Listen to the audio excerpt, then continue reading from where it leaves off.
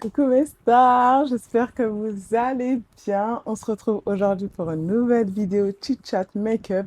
Dites-vous que c'est la troisième fois que j'enregistre cette vidéo. Je suis dépassée.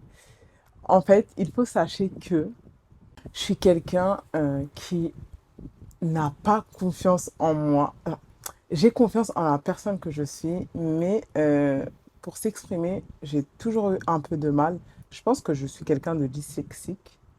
Où je fais de la dyslexie, je sais pas, bref, comme on dit. Mais je trouve que je m'exprime pas assez bien. Et du coup, de faire ce type de contenu me met super mal à l'aise. Là, je pense que ça se ressent. Je suis pas bien, je vous jure, je suis grave stressée. Et les deux anciennes vidéos que j'ai faites, bah, je trouvais que je m'exprimais pas assez bien. Donc, à chaque fois, bah, j'ai pas osé la sortir. Donc là, je me dis, ça y est, c'est la troisième fois et tu la postes quoi qu'il. C'est un chit chat make-up, c'est comme si tu parlais avec ta copine. Donc si tu bafouilles, si tu dis des si tu tranquille, c'est pas grave. Et si vous avez des solutions pour arrêter tous ces petits tics, petits et grands tics de langage, donnez-moi des astuces s'il vous plaît parce que par exemple tout ce qui est gentil énormément. Quand j'ai commencé à faire le montage des vous voyez, des deux autres vidéos, je me suis rendu compte de tous les que j'utilisais. Et ça m'a tellement stressée que je me suis dit non, je peux pas leur sortir ça en fait. Donc voilà, je sais même pas si vous m'entendez, j'ai laissé le ventilo allumé. Attendez, je l'éteins. Mais il fait chaud. Je suis fatiguée, wallahi. Je suis fatiguée. Ayez l'arrêt, s'il vous plaît. Et si je regarde sur le côté, parce que j'ai le retour caméra juste là, donc excusez, excusez. Donc, de quoi on va parler aujourd'hui? Déjà, on va se préparer parce que bah, je sors. Donc, je vais me faire un petit make-up. Je vous dis tout de suite, je suis quelqu'un, je ne sais pas me maquiller. Je regarde la caméra, je ne sais pas me maquiller. Je sais juste m'arranger. Ah, quand tu vois, tu te dis, elle est mignonne un peu, tu vois. Mais sinon, je ne sais pas me maquiller. On va parler d'une vidéo que j'avais tournée sur mes autres réseaux sociaux où je parlais des parents qui font des enfants alors qu'ils ne les aiment pas et qu'ils les éduquent dans la peur, dans les insultes, etc., etc. Et la vidéo a cartonné. On est presque à 100 000 vues, je crois. 15 000 likes et je crois 300 commentaires. Carrément, je ne peux plus répondre. Il y en a trop. Il y en a beaucoup qui m'ont contacté aussi en DM, etc. Donc, je ne pensais pas que ce sujet allait autant faire parler. Je m'y attendais pas. Donc, j'étais là dans ma voiture. Je me suis dit, eh, vas-y, j'ai fait la vidéo et fin. Il n'y avait rien il y avait rien derrière. J'ai trop chaud. J'ai trop chaud, j'ai trop chaud, j'ai trop chaud, j'ai tombé dans les pommes. Je suis désolée, je suis obligée d'allumer le ventilo, j'ai trop chaud. Mais je sais pas, je pense que ça va faire du bruit dans la vidéo. Peut-être que ce sera pas agréable à regarder. I'm sorry, but it's too hot. Hot, hot, hot. J'en peux plus. C'est horrible, c'est horrible. J'ai mis le micro, donc j'espère que vous m'entendez. Et peut-être que post-prod, je pourrais atténuer le bruit du ventilo, j'espère. Mais je vous jure, j'ai trop chaud, je peux pas rester sans ventilo. Pause. Petite pause. Moringa. Ça va me donner des forces. Regardez mon moringa, comment il est beau, s'il vous plaît. Je sais pas si vous voyez bien. S'il vous plaît, mettez-vous au moringa. Mettez la lumière sur le moringa, s'il vous plaît. C'est tellement bon. Je sais que c'est très difficile de trouver du bon moringa. Moi, j'ai galéré avant de trouver cette pépite. Il est excellent. Là, je me suis fait un petit moringa à la vanille. Il n'y a aucun résidu, comme vous pouvez le voir. Il est incroyable. Il est incroyable. Cela. Excellent. Ça rafraîchit tellement, ça fait trop du bien. Bon, on la commence cette vidéo ou pas? Franchement, il n'y a pas à trop parler comme ça. La vidéo, elle n'a pas commencé. Donc, comme je vous disais, la vidéo a cartonné et c'est pas du tout quelque chose à laquelle je m'attendais. Il y en a beaucoup qui m'ont raconté leur histoire, etc. Et il y en a beaucoup aussi qui ont commencé à dire, oui, c'est ça la nouvelle mode, de critiquer les parents, nanani, nanana. Il y en a, ils n'ont pas trop compris ce que je voulais dire. Du coup, je me présente. Moi, c'est Belkis. J'ai 30 ans. Je viens d'une famille malienne soninké et je suis la dernière, du coup, de ma famille. Mes parents font partie de la première génération à avoir immigré en France. Donc, j'ai énormément d'années d'écart avec mes parents. Je suis une 96. Mon père, je crois que c'est un 43. Donc, pour vous dire, mon plus grand frère, je pense que ça aurait pu être mon père en vrai. Oui, oui. Il aurait pu m'avoir assez. Ouais, normal. Bref, mettez-vous dans le contexte. Parents qui font partie des premières générations d'immigrés. Et ils sortent du bled. Il y a énormément de violence à la maison, que ce soit physique ou verbale. Mais c'est quelque chose de normal parce que ce soit en Afrique. Bon, je vais parler de l'Afrique, plus précisément de l'Afrique de l'Ouest parce que c'est ce que je connais. Mais bah, j'ai grandi en cité, tu grandis avec de tout. On vivait tous à peu près la même chose, quoi. Les coups, c'est quelque chose de tout à fait normal. Normal, ton enfant, il n'écoute pas, tu tapes, etc. Tu grandis en cité, tu es entouré de violence. À l'époque, il y avait énormément de rixes. C'était quelque chose de normal. Donc, tu grandis dans ce contexte-là. Je pense que nos parents étaient beaucoup des personnes complexées. Ils sont arrivés dans un pays où ils ne parlaient pas la langue, où ils ont tout quitté. Ils venaient du bled. Au bled, tu vis pas tout seul, tu vis dans des maisons familiales, où bah, c'est des maisons très souvent ouvertes. Donc, t'es pas entassé dans des appartements avec tes enfants. En vrai, des fois, même tu t'occupes même pas de ton enfant. Ça va peut-être être la tante, la nièce, la cousine qui va s'en occuper. Donc, tu n'as pas autant une pression, je trouve, quand tu es en Afrique, même si c'est hyper dur, hein. Mais t'es pas seule. T'es pas toute seule dans ta galère. Alors que très souvent, bah, quand on habite en Europe, en tout cas en France, chacun est chez soi. Et même si à l'époque, il y avait énormément d'entraide, etc., tu es quand même chez toi avec tes enfants. Nous, alhamdoulilah, il n'y avait qu'une maman. Mais encore pire, quand il y a de la polygamie, il y a des trucs, vous êtes au moins 10. Ou même nous, même si il n'y avait qu'une maman, on était beaucoup.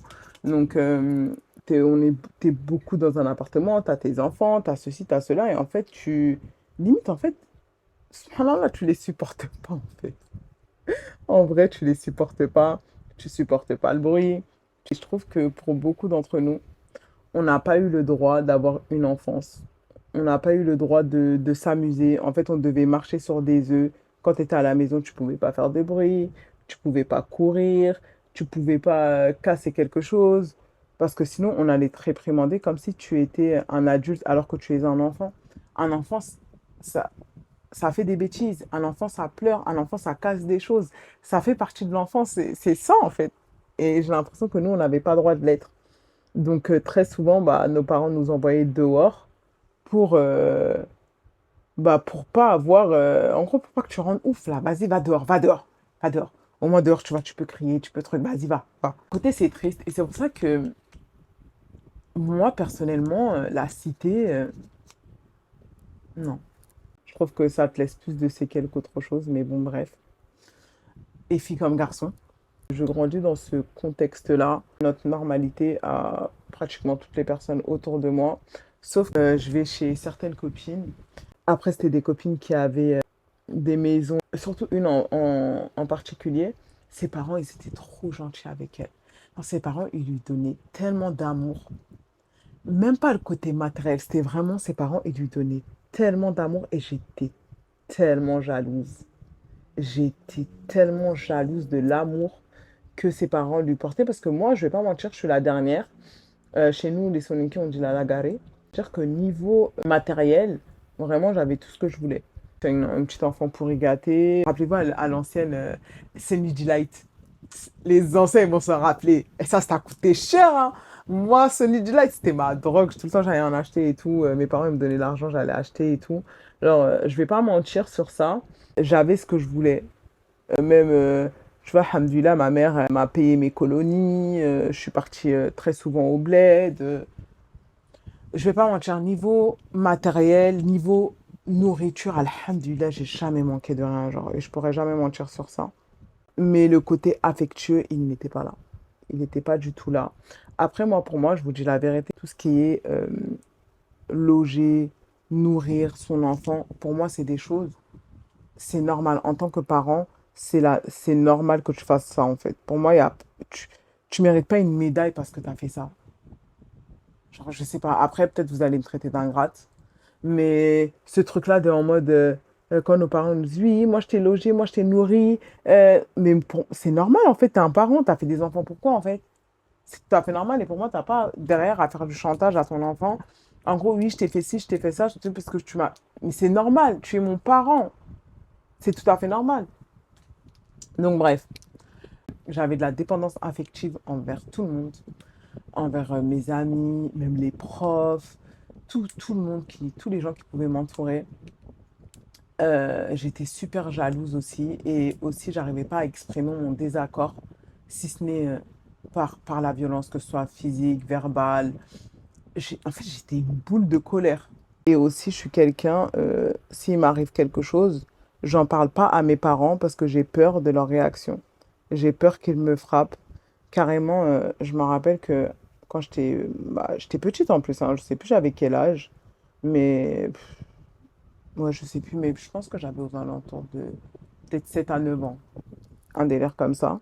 Ce que je m'en rappelle, alors que je suis quelqu'un, j'ai blackout beaucoup de mon enfance. Bref, je me rappelle que j'avais une bille coincée dans l'oreille. On m'avait coincé une bille dans l'oreille. Je n'avais pas, on me l'a coincée dans l'oreille. Et je ne l'ai pas dit à mes parents parce que j'avais peur qu'ils me tapent. Ouais, j'avais peur qu'ils me tapent, donc je ne l'ai pas dit. Et je suis restée avec cette bille coincée dans l'oreille un moment, jusqu'à que je crois que je commençais à perdre l'audition, ou je sais pas c'est qui a remarqué, ou peut-être à un moment j'ai eu mal et que j'ai pleuré. Vous voyez quand tu sais que tu vas te faire taper et avant tu pleures, tu pleures, tu pleures pour pas qu'on te tape. Bah moi j'étais la pro de ça. Avant même que tu arrives, je pleurais déjà. Ça veut dire que des fois j'ai esquivé les coups par rapport à ça. Et soit j'ai fait ça, soit j'ai pleuré en mode j'ai mal, ou soit il y a quelqu'un qui a cramé que j'avais la bille dans l'oreille. Mais je l'ai pas dit quoi. Je l'ai pas dit et je me dis bon, remets ça, on reprend. J'ai pas compris. La caméra, elle a surchauffé. Donc j'en étais au moment où il disait, bah, du coup j'ai pas osé en parler à mes parents. Et je trouve ça tellement grave de pas se sentir assez en sécurité envers eux pour leur dire ce qui t'arrive. Et c'est tellement dangereux, surtout quand tu es un enfant, parce qu'il peut t'arriver des choses horribles et tu vas pas leur dire. Parce que bah, tu vas avoir peur, c'est toi qui prennes alors que c'est toi la victime. Ça, je trouve que surtout à l'adolescence, et plus tu grandis, c'est encore plus dangereux. Parce que bah, moi, par exemple, quand j'étais ado ou même en grandissant, pour moi, je pouvais rien dire à mes parents. C'est-à-dire, il pouvait m'arriver n'importe quoi, j'allais jamais aller les voir pour leur dire, il m'arrive ci, il m'arrive ça, aide-moi, conseille-moi. Non, c'était pas possible. Et en plus, tu es un adolescent, tu es un enfant en fait. T'es pas mature, ça veut dire que tu vas prendre des décisions disproportionnées. Et tu vas te mettre des fois dans des situations rocambolesques. Alors que si tu te serais senti en sécurité avec tes parents, bah, t'aurais pu leur en parler, même si après ça reste ta vie et que dans tous les cas, ils peuvent rien y faire. Ils peuvent pas t'attacher et faire en sorte que tu fasses exactement ce qu'ils veulent. Non. Mais j'aurais eu des conseils de grandes personnes. Ça se trouve que il m'aurait dit certaines choses qui m'auraient empêché de faire certaines choses. Ça se trouve que moi-même, je me serais sentie en sécurité pour leur faire part de certaines choses, etc., etc. Et c'est super dangereux. Et je vous jure que nos parents, ils ne se rendent pas compte de ça. Et c'est triste parce que et je pense qu'il y en a beaucoup aussi d'entre vous, on n'a pas eu l'amour qu'on aurait dû ou qu'on aurait voulu recevoir. Et c'est tellement triste. C'est tellement triste, je vous jure que dans tous les cas, c'est passé, vous voyez. Mais je pense qu'on est énormément à avoir des séquelles de tout ça. Et surtout les années 80-90, surtout les 90, parce qu'il y en a beaucoup, je vois beaucoup sur les réseaux sociaux, des contenus en mode ouais, les 90, ils savent pas quoi faire. Un coup, ils veulent faire ci, un coup, ils veulent faire ça. C'est pas des gens, même le mariage, les enfants, etc. Ah, on est en mode ah! Mais parce on est des traumas, en fait. La plupart, on est des traumatisés. Surtout ceux qui viennent de parents de la première génération. On est des traumatisés à mort.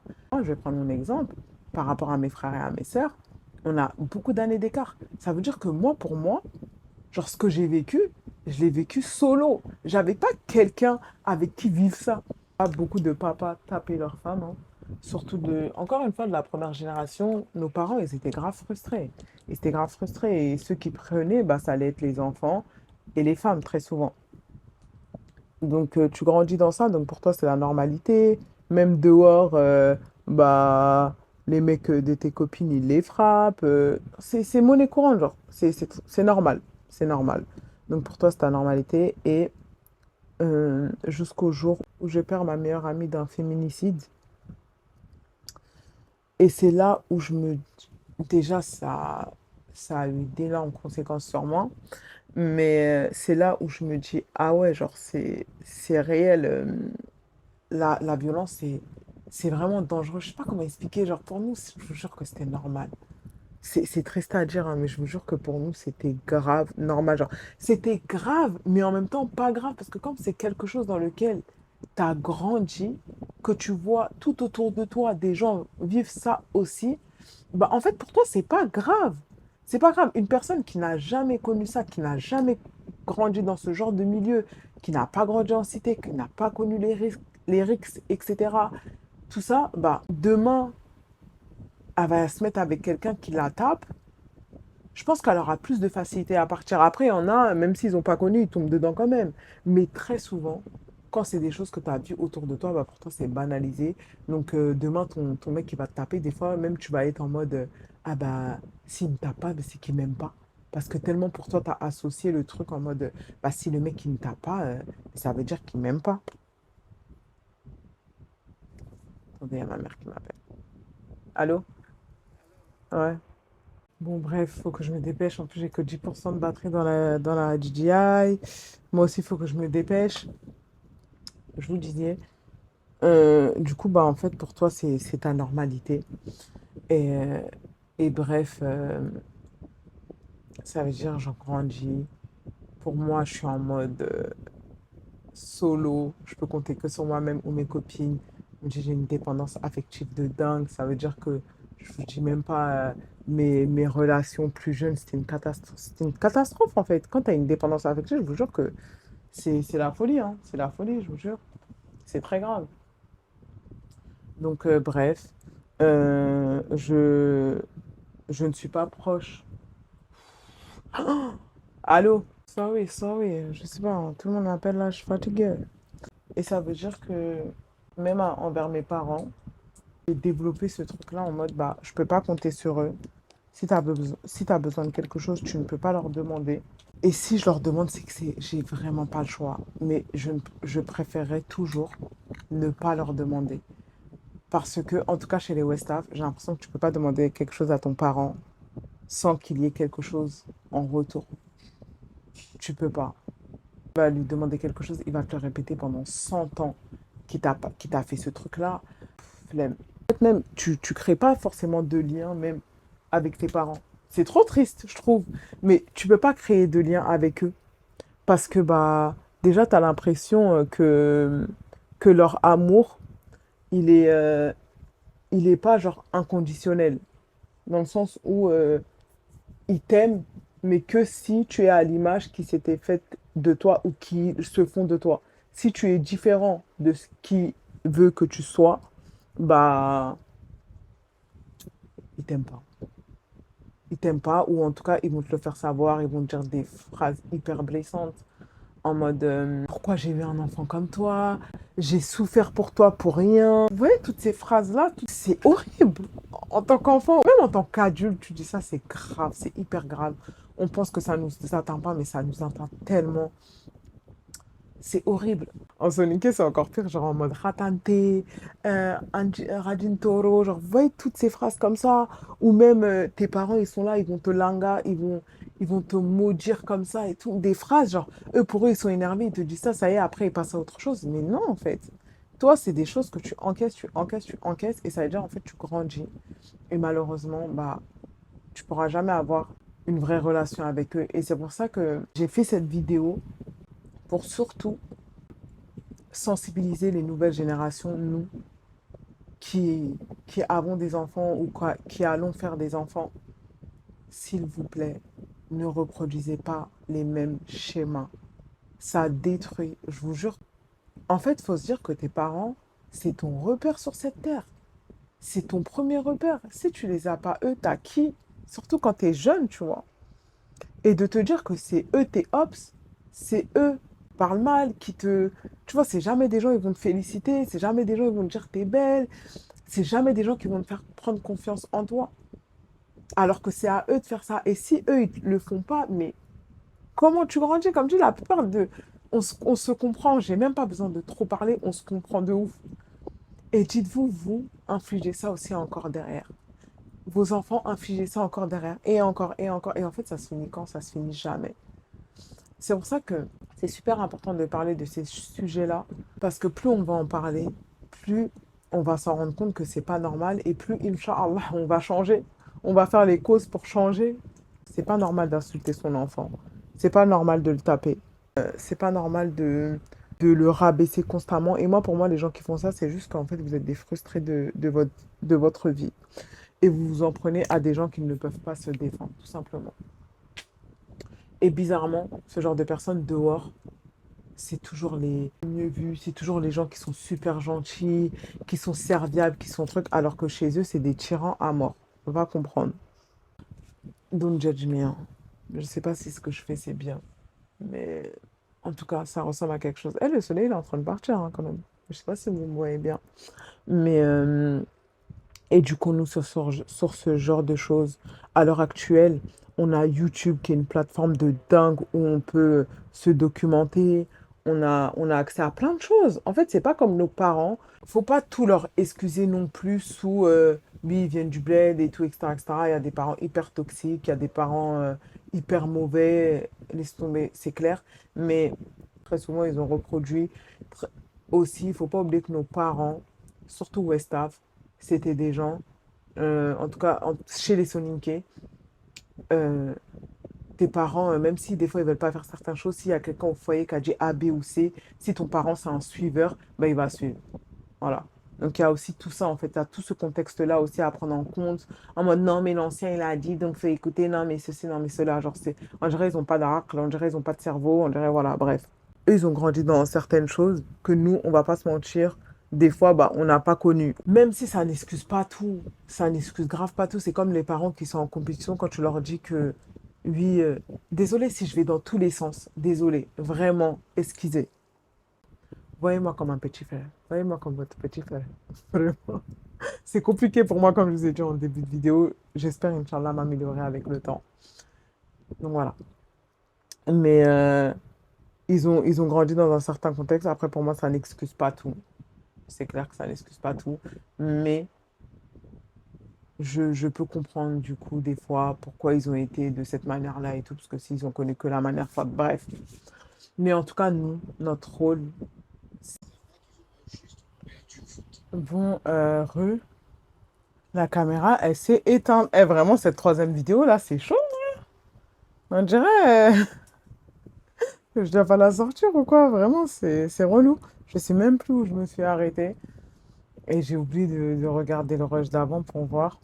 Mais en tout cas, tout ce que je peux vous dire, c'est que éduquons-nous sur ce genre de choses. C'est pas normal de faire vivre ça à son enfant. On a la chance d'avoir plein de ressources autour de nous. Il y a énormément de psy. N'ayez pas honte de vous faire aider. N'ayez pas honte d'aller chez le psy. Moi, je vous dis la vérité, j'ai été consultée et ça m'a fait énormément de bien. Ça m'a permis de dire certaines choses que j'avais enfuies en moi. Et en vrai, c'est hyper libérateur de parler. On s'en rend pas compte. C'est hyper, hyper libérateur de parler. En tout cas, moi, ça m'a fait énormément de bien. Après, c'est bien de parler, mais il faut assumer le derrière. Parce que, voilà. Bref. Moi, en tout cas, personnellement, ça m'a fait grave du bien. La psy que j'avais vue, elle était géniale. J'en ai vu plusieurs. Il y en a beaucoup qui me disent non, mais j'ai été consultée et j'ai pas du tout aimé, etc. Allez en voir plusieurs. faut pas s'arrêter à une seule personne. Un psy, ça va dépendre. Il y a des personnes avec qui ça va matcher, il y a des personnes avec qui ça va pas du tout matcher. Allez en voir plusieurs, mais vraiment faites-vous aider, faites-vous accompagner. C'est pas bon de garder trop en soi. Ça fait d'énormes séquelles. Je pense que aussi beaucoup de jeunes, on a aussi beaucoup de maladies parce qu'on garde trop. Alors, je pense qu'il y a beaucoup de choses, on s'est auto-saboté. Il y a aussi la malbouffe et tout, etc., etc. Mais je pense que aussi le fait de trop garder en soi, ça te tue de l'intérieur. Et aussi de ne pas pardonner, de tout le temps ruminer, de ne pas passer à autre chose. Je comprends que c'est super dur, mais je pense qu'il faut se détacher. Moi, perso, je sais que mes parents ne vont jamais changer. Je sais qu'ils sont comme ça. J'ai accepté, c'est OK. En fait, je vais pas me rendre malade euh, pour eux. Non. Et je pense qu'il faut l'accepter. Des fois, on veut trop être là en mode non, mais s'ils vont changer avec le temps. Non, ils vont pas changer et c'est OK, genre. C'est OK.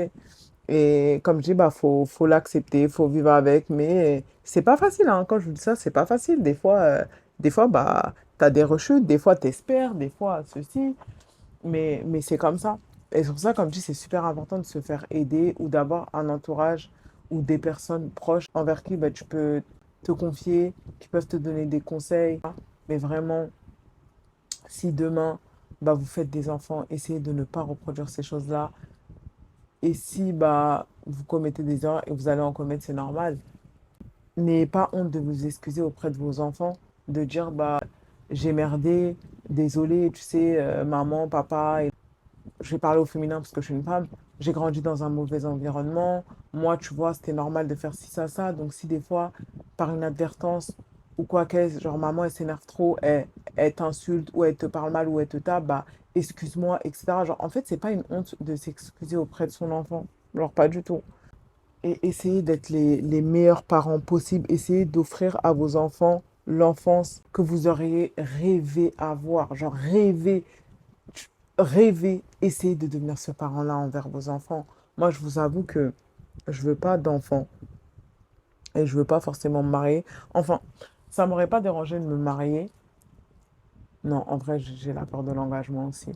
Mais j'ai plus peur d'avoir des enfants parce que j'ai tellement peur d'être une mauvaise mère. Genre, c'est vraiment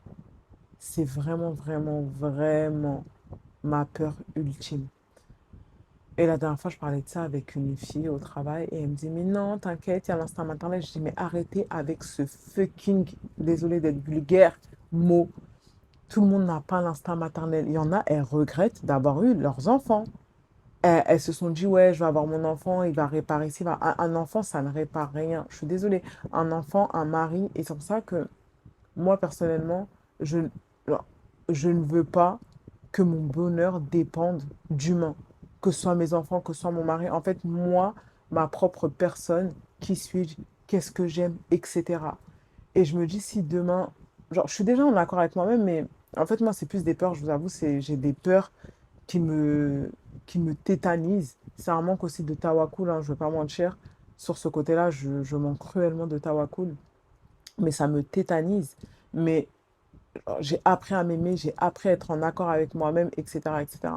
Donc je pense que c'est super important de faire ce travail-là avant de se marier, avant d'avoir des enfants. Franchement, pour une go qui ne sait pas se maquiller, ça va, hein. Et du tout, je n'ai pas de fond de teint. Eh, mais là, il fait sombre. Il fait de plus en plus sombre. Je ne sais même pas si vous me voyez bien. Désolée, franchement, la vidéo, elle a ni queue ni tête. Ça va dans tous les sens. Sorry, sorry. J'espère que vous m'excusez, hein, vraiment. J'ai bientôt fini là. Ah, mais c'est super son nom. Désolée, vraiment, excusez. Mais j'ai fini de toute façon là. Il me reste juste à poudrer, voilà. Mais vraiment, faites-vous accompagner. N'ayez pas honte. Eh, parlez-en. En fait, pour moi, c'est plus on va en parler et plus on va libérer certaines choses et plus, Inch'Allah, on va pas reproduire ces schémas toxiques-là. Et vraiment, prenez soin de vous, prenez soin de votre santé mentale, prenez soin de vous. Si vous ne le faites pas, vous, il n'y a personne qui va le faire à votre place. Soyez bienveillant aussi envers vous-même. C'est pas parce que vous n'avez pas grandi dans certains foyers que vous êtes obligé de reproduire ces choses-là. Si vous avez déjà des enfants, bah, c'est pas trop tard pour changer. Vraiment, comme je vous ai dit, c'est pas une honte de s'excuser auprès de son enfant. Au contraire, essayer d'être les meilleurs parents possibles, les meilleurs époux et épouses possibles. Et voilà. Et moi, en tout cas, je vous avoue que moi, je suis hyper libérée sur ce genre de choses. Je suis grave quelqu'un, j'ai pas de honte, je peux grave parler de tout. Après, connaissez, on va préserver certaines choses par rapport aux gens. Mais moi, personnellement, j'ai pas de mal avec, avec ce que j'ai vécu parce que, en fait, en grandissant, j'ai compris pourquoi, genre, j'ai fait certaines choses. J'ai grave compris, en fait. C'était vraiment réactionnel. Je pense que inconsciemment, j'essayais de, genre, je criais à l'aide, genre, c'était ma manière de demander de l'aide. Donc, ça veut dire que j'ai vraiment pas de tabou. Après, vous connaissez, on va pas exposer ses péchés sur la voie publique. Mais ouais, c'était pas facile. Même là, comme je vous dis, j'ai des séquelles. Et en tout cas, si vous êtes dans, comme je vous ai dit, dans la démarche de, bah, faites-vous aider, vous n'êtes pas solo. En fait, quand tu libères la parole, c'est là où tu te rends compte qu'en fait, t'es pas la seule à avoir vécu ça. Et, et on va pas sentir, ça fait du bien. Ça fait du bien quand tu vois des gens qui ont aussi vécu la même chose que toi, qui te comprennent, qui vont pas forcément te juger. Quand tu vas dire, bah moi, mon daron, ma daronne, je calcule pas ou je parle pas, quoi qu'est-ce, ou qui vont pas être là en mode, ah mais comment tu fais? Moi je peux pas. Moi je parle tous les jours à ma mère. Si je lui parle pas, non bah moi non et c'est ok en fait. Voilà. Donc voilà, on a, c'est la même chose, même pas même. Même. Voilà. Donc voilà, j'espère que cette vidéo vous a plu. Je pense que j'ai oublié plein de choses que je voulais dire. Mais bon, c'est pas grave. En tout cas, prenez soin de vous. Dites-moi en commentaire pour ceux qui ont grandi dans ce genre de foyer, si vous avez eu des enfants, si vous avez des enfants, pardon, et que vous êtes marié, comment vous avez réussi du coup à donner ou d'être démonstratif envers à votre famille? Comment vous avez pu l'être alors que c'est quelque chose que vous n'avez pas connu? Parce que moi, je me dis, mais comment je pourrais donner quelque chose que je n'ai pas connu? Bref, à commenter, à me dire, à me donner des conseils sur comment mieux m'exprimer. Donc, comme je vous ai dit, je pense que je fais de la dyslexie. Ouais, je pense que je fais ça. Mais ouais, bref. À Niamey. Bon, bah, j'espère que cette vidéo vous aura plu. Il me manque mes lèvres à faire, mais je vais le faire hors caméra. J'espère qu'elle a pu aider certains d'entre vous. Comme je dit, n'hésitez pas à commenter, à liker, à partager cette vidéo, à me donner des conseils aussi. Et voilà, on est là en mode good vibes. En tout cas, je vous fais de gros bisous, mes stars, et on se retrouve bientôt pour une nouvelle vidéo. Bisous!